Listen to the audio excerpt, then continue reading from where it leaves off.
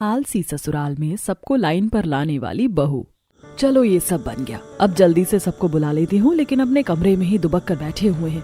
मुझे देखो, मुझे तो ठंड ही नहीं लग रही। मम्मी पापा सब लोग डाइनिंग टेबल पर आ जाओ।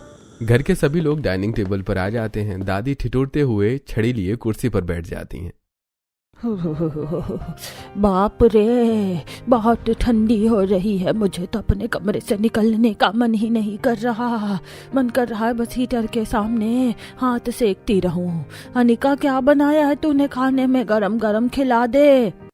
आज तो मैं अपनी दादी के लिए गर्मा गर्म ब्रेड पकौड़े और अदरक वाली चाय बनाई हूँ। ये लो, सब गरम गरम पियो। बाप रे, इतनी ठंड में दीदी तुम कैसे चक्कर ये सब काम धन का खाना बना लेती हो? माँ से बोला था संडे के दिन ब्रेड पकौड़ा बनाने का, लेकिन न बनाने के चक्कर में मुझे बाहर भेजकर मंगवाया। हाँ तो क्या हो गया, इतनी ठंड में मुझसे नहीं बन रहा, तू जाकर खाना बना ले। अरे नहीं मम्मी, ये सब दीदी ही कर सकती हैं। अरे चलो बातें बंद करो, अब गरम गरम चाय पकौड़े लो। सभी लोग चाय नाश्ते का आनंद लेते हैं। सच में सर्दी तो बहुत बढ़ गई है। अरे ऐसी सर्दी में गरम गरम गाजर का हलवा खाने में कितना सुकून मिलता है। अश्विनी, गाजर का हलवा बना दे सबके लिए, और विहान बेटा आज बाजार से 5 किलो गाजर ले आना। अरे दादी नहीं, मैं नहीं जाना चाहता बाहर ठंड में। अरे बाहर जाने की कोई जरूरत नहीं है, कल रात को ही मैं 5 किलो गाजर घर में लेकर आया हूँ। अश्विनी अभी बना दो। क्या 5 किलो गाजर मैं बनाऊं? माँ जी, आपने तो एक बारी में हुक्म दे दिया जैसे कि वो 5 किलो गाजर नहीं, 5 मूंगफली के दाने हो जो बड़ी आसानी से छिल जाएंगे। आपको पता है ना गाजर को धोने छीलने में कितना टाइम लगता है, और फिर गलाने में। आज शाम रात तक ही गाजर का हलवा बन पाएगा। ओहो मम्मी, जब दादी का गाजर का हलवा खाने का मन है अभी है तो अभी बनेगा ना। आप चिंता मत करो दादी, मैं गाजर छील देती हूँ फटाफट, 2 घंटे में तो बन जाएगा। वैसे माँ, गाजर छीलने में आप मदद करवा दोगी तो काम और भी जल्दी हो जाएगा। आपको तो पता है मेरी क्या फुर्ती है। ठीक है, चलवा दूंगी। कुछ देर बाद इतनी ठंड में आने का सारी गाजर को बड़े से पतीले में धो लेती है। फिर माँ बेटी हीटर के सामने बैठकर गाजर छीलती है। अश्विनी तो कांप रही थी। बाप रे, इस गाजर को छीलना कितना मुश्किल है। ऐसा लग रहा है बर्फ में से गाजर निकल कर आई है अभी। क्या माँ, आप इतना सोचोगे तब तो काम हो गया। देखो आपने एक भी गाजर नहीं छीली और मैंने 3 गाजर छील दिए जब तक। चलो जल्दी जल्दी काम करो। हाँ, कर रही हूँ मेरी माँ। कभी तुझे सिखाने के लिए मैं ये शब्द तुझे बोलती थी, और आज तू यही सब कर रही है। हाँ माँ, क्योंकि मैं फुर्तीली हो गई हूँ ना आपकी डांट से। कांपते हुए अश्विनी आधे घंटे में सिर्फ 7-8 गाजर छिल पाती है, जबकि बेटी फुर्तीले हाथों से आधे घंटे में 2 किलो गाजर छील कर साइड कर देती है, और बची कुछ ही देर में वो पूरी 5 किलो गाजर खुद ही कर देती है। ओहो माँ, मैंने सारी गाजर छील दी और आप पिछले 20 मिनट से एक ही गाजर पर अटकी हुई हो।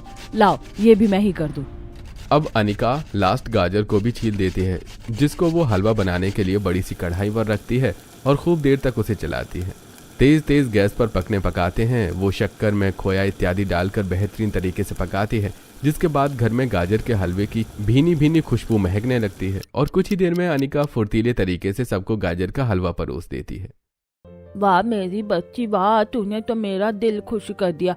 आज गाजर का हलवा खाना था और तूने बना भी दिया। तेरी माँ से कहती तो वो कल का दिन भी लगा देती। सच में तेरे ससुराल वाले तुझसे बहुत खुश रहेंगे, क्योंकि तू हमारे पलक झपकते ही काम कर देती है। चाहे सर्दी हो या गर्मी, तेरा फुर्तीलापन कम नहीं होता। अरे ये बात तो माँ आपने बिल्कुल ठीक कही। मुझे बहुत गर्व है इस पर कि फुर्तीले तरीके से ये काम करती है।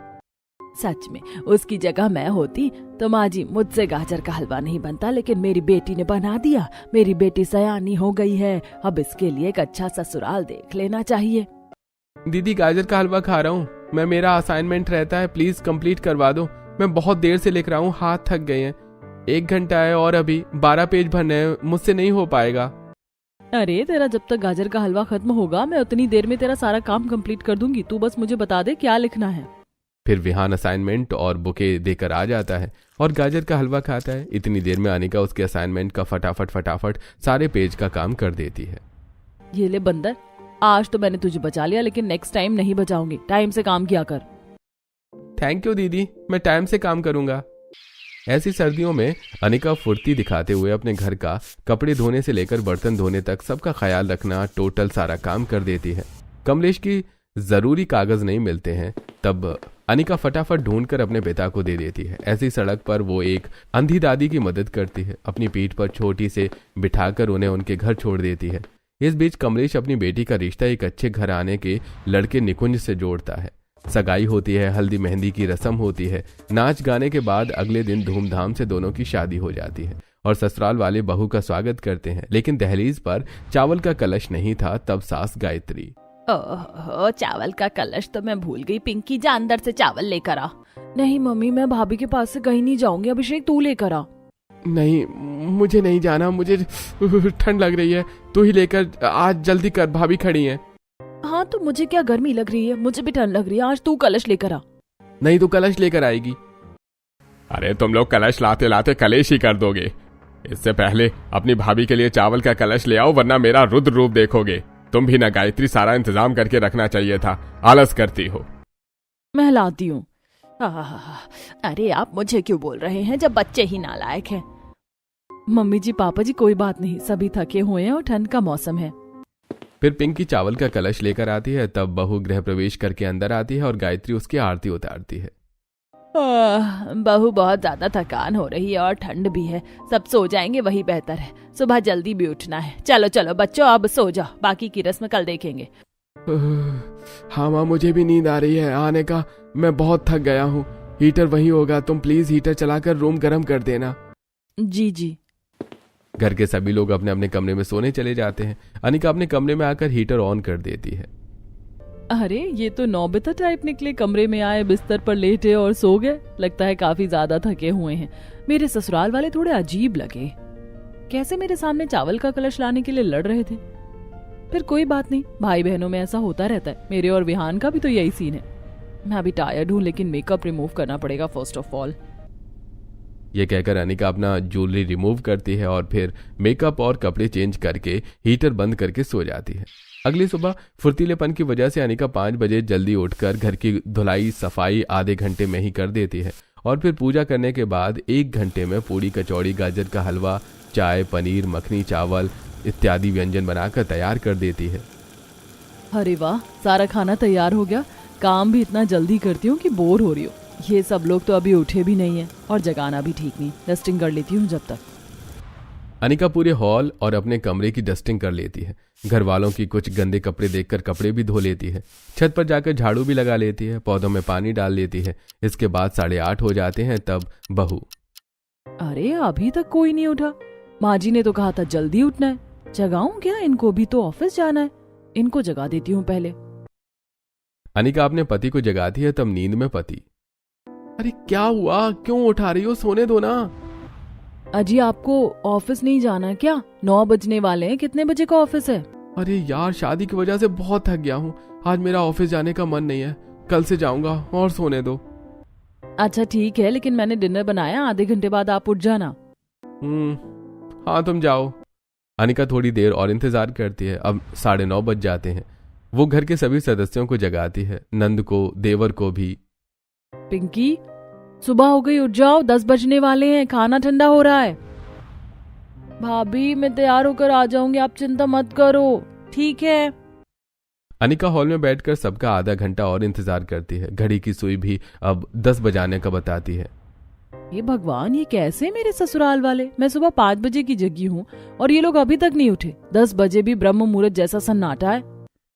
इतने में सास कमरे से आवाज देती है, बहू चाय बिस्तर में दे देना और नाश्ता भी यही दे देना, ठंड बहुत है, मैं बाहर नहीं आ पाऊंगी। बहू हमारे लिए जरा गर्म पानी भी दे देना, बाथरूम तक जाने का मन नहीं है मेरा, मतलब गीजर ऑन कर देना। हद है, ये क्या आलस है?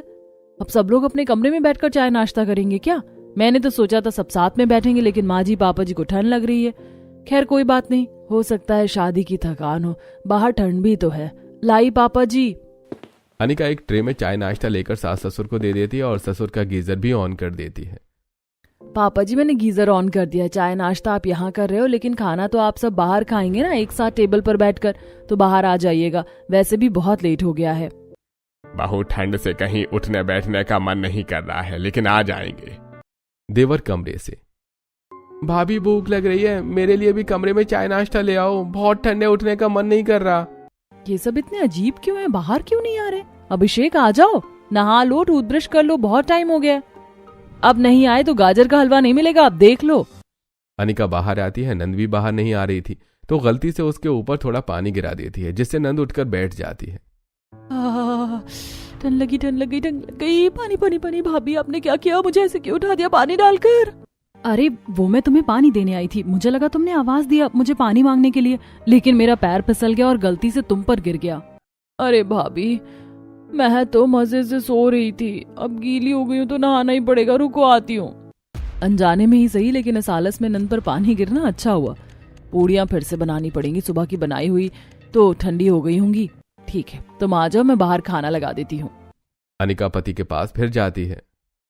आप उठे नहीं, मेरी प्यारी रसोई का खाना खाने भी नहीं आएंगे क्या? 11 बज रहे हैं। अरे यार, उठने का मन नहीं कर रहा है, लेकिन कोई बात नहीं, आता हूं मैं। बहू फिर से पूड़ी बना लेती है। कुछ देर में सभी लोग आ जाते हैं। कुछ बिना नहाए आए थे, कुछ सिर्फ ब्रश करके डाइनिंग टेबल पर बैठ गए थे और खाना खा रहे थे। मुझे बहुत ठंड लग रही है बहू, मेरे से बैठने को नहीं हो रहा है, मेरा मन कर रहा रजाई लेकर आ जाऊं यहीं पर, जल्दी से हीटर चला दे वरना मुझसे खाना नहीं खाया जाएगा। अरे मुझे भी बहुत ठंड लग रही है, जल्दी से लेटर चला दिया माँ जी, पापा जी। वाह भाभी, गरम गरम खाना तो बहुत अच्छा लग रहा है। हाँ भाभी, ये नान मटर पनीर बहुत अच्छी है। भाभी गाजर का हलवा और है ना, आप मेरा फेवरेट है। हाँ हाँ, और है, खत्म भी हो गया तो दोबारा बन जाएगा। अरे वैसे घर बहुत चमक रहा है। बहू, अपने आप इतना सब काम कर लिया? अरे माँ जी, मैंने तो कपड़े भी धो दिए, सब कुछ कर लिया। आप सब लोग सो रहे थे, मेरे पास कोई काम नहीं था तो फटाफट सब कुछ कर लिया। ये पूड़ियाँ तो दोबारा बनाई है, मेरा खाना 6:30 तक तैयार हो गया था। अरे बहू, सर्दी का टाइम था, तेरी भी शादी हुई है, थकान होगी, आराम से उठती, क्यों इतना सब कुछ किया? अरे माँ जी, आपने ही तो कल सुबह जल्दी उठने को कहा था, फिर आप लोग सब खुद ही सो रहे थे। अच्छा कोई बात नहीं, आराम कर लेना तू, खाना खाने के बाद हम थोड़ा सा फिर सो जाएंगे, तो तू कमरे में दोपहर वाला खाना दे देना और शाम की चाय भी। जी माँ जी। खाना खाकर अपने अपने कमरे में वापस चले जाते हैं। निकुंज ऑफिस नहीं जाता है। नंद अभिषेक फोन चलाते रहते हैं। सास ससुर भी सोते हैं। बहू बहुत खाली होती है तो वो बैठकर अपनी अलमारी में नए कपड़े लगाती है। पता नहीं मुझे ऐसा क्यों लगा कि सभी लोग आलसी किस्म के हैं। इन्होंने नाश्ता करने में 11-12 बजा दिए, फिर खाना भी कमरे में बैठकर खाना चाहते हैं, और एक मैं हूँ जिसने घर का आगे से ज्यादा काम अकेले निपटा लिया। शायद मैं फुर्तीली हूँ, इसीलिए ये लोग मुझे आलसी लग रहे हैं।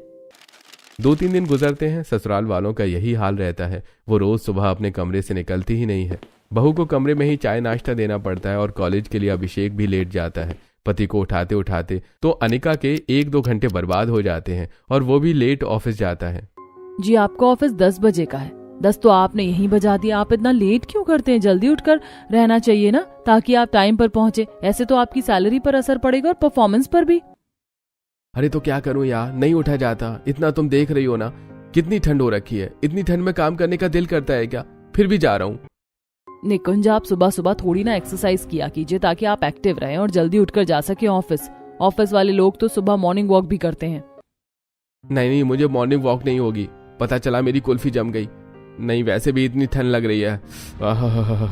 चलो ऑफिस चलता हूँ, बाय। निकुंज ऑफिस चला जाता है। अनिका धूप में से कपड़े लाकर कपड़े प्रेस करने लगती है। उसे काम करता देखकर गायत्री, अरे बहू, इतनी फुर्ती क्यों? धीरे धीरे किया कर, मेरा सर चकरा जाता है। अरे माँ जी, ये क्या लॉजिक हुआ? काम तो मैं कर रही हूँ ना, तो आपका सर क्यों चकरा रहा है? वैसे मैं तो टाइम पर काम कर लेती हूँ, देर से करने पर तो पूरा दिन बिगड़ जाता है। आप लोग भी ट्राई करिए, बहुत अच्छा लगता है। अरे हट, ठंड में कुछ अच्छा नहीं लगता। अनिका सारे कपड़ों की प्रेस कर देती है, फिर सबके कमरे में बारी बारी से रखना जाती है और पिंकी के कमरे में पहुंचती है, जहां वो बिस्तर पर बैठे बैठे रील बनाती है। बोले चूड़ियां, बोले कंगना, हाय मैं हो गई तेरी साजना, तेरे बिन जियो नहीं लगदा मैं ते मर गईया, ले जा सोनिए ले जा। अरे इतना आलस करके क्यों रील बना रही हो पिंकी? तुम थोड़ा तैयार हो जाती, बिस्तर पर ही बैठी बैठी चूड़ियां पहन लेती हो। नहाना धोना भी नहीं है क्या? अरे भाभी, इतनी ठंड में क्या चूड़ी बिंदी लगा कर बैठो, इसीलिए बैठे बैठे ही रील बना रही थी। और नहाने ना नहाने से क्या मतलब है, फिल्टर का जमाना है। बाहर बहुत अच्छी धूप आ रही है, चलो ना छत पर मूंगफली खाएंगे। अरे नहीं भाभी, मेरा बाहर आने का बिल्कुल भी मन नहीं है, हवा भी तो चल रही होगी।